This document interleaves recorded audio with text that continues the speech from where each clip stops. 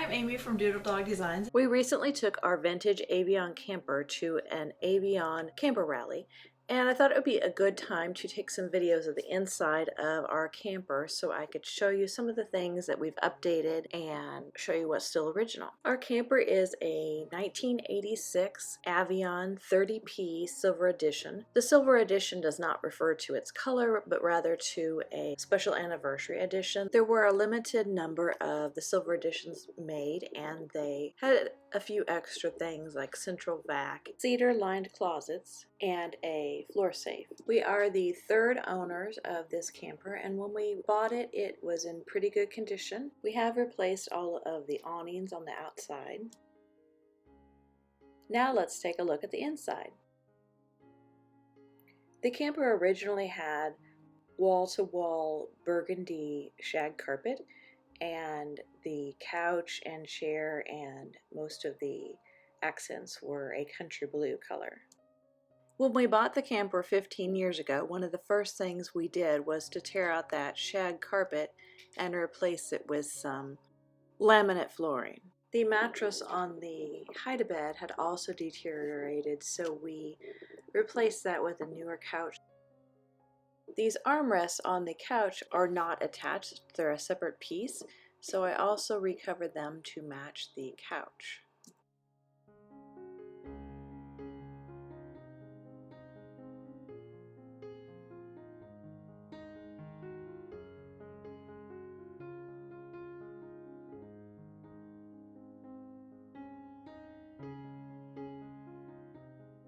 In the living room there were short blue valances, and the area right under the shelf was also covered with blue fabric.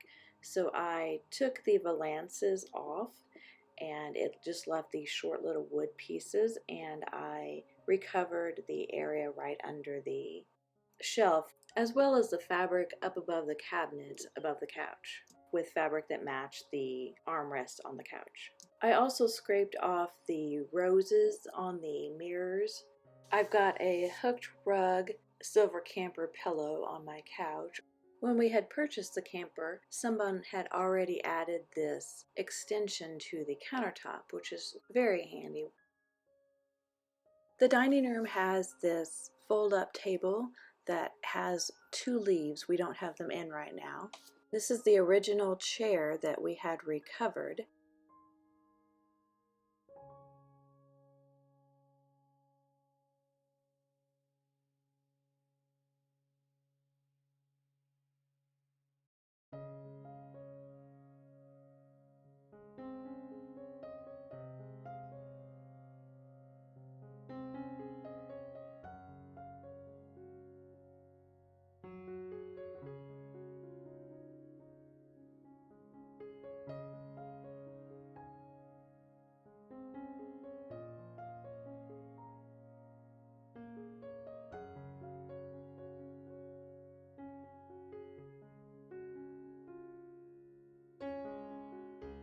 The kitchen window originally had a Venetian blind, and I removed the Venetian blind and added a curtain rod and made a back tab curtain. I lined the curtain with some blackout curtain liner. At night I can just take the Velcro tie back off and close the curtain. I found this vintage water cooler on eBay, and I love how it matches the other accents. A few years ago, the wallboard in the kitchen started to peel around the windows, so we took it down and repapered the wallboard and added some of the peel and stick tile to it. We also took the stove vent down and repainted it with an appliance spray paint. Don't you just love this original microwave? It still works, but it does take a long time to heat anything. Kitchen cabinets also looked very dry and old, so I used some Howard's Restore a Finish in maple color, followed by a coat of their feed and wax. That made a world of difference in how the cabinets look. We also had to replace the refrigerator. We made panels for the front out of thin sheet steel. We did this so that it would be magnetic and we could hang our magnets on it. We like to get a magnet for every state where we can.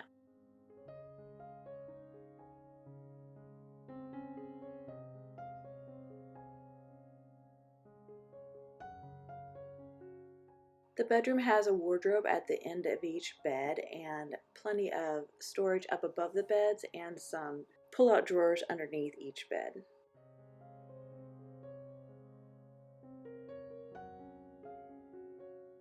That same country blue fabric was originally in the bedrooms surrounding the two twin beds, so we took that out and replaced it with a teal color fabric. The curtains in the bedroom are original, but we have had to replace the pull shades.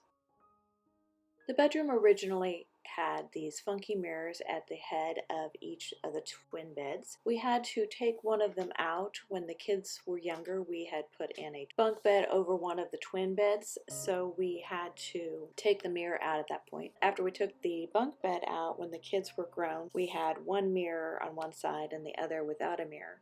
So we decided to take the remaining mirror out and replace it with some wallpaper. So we took a real thin board the same width as the mirror and papered it, and then we slid that in where the mirror used to be. The bathroom has a nice big closet with mirrors on this side. Originally had a Venetian blind, but we took that out and added two back tabbed curtains that also have the blackout lining in them. I had to use two curtain rods here because the window is at an angle. We also added some self-adhesive privacy window film to this window.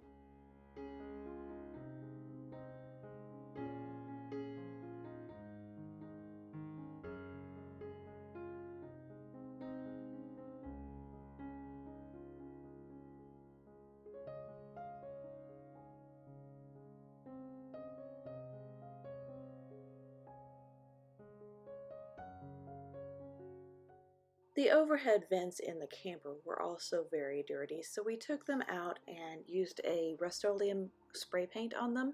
I think one of our next projects will probably be to spray paint these overhead lights also to match.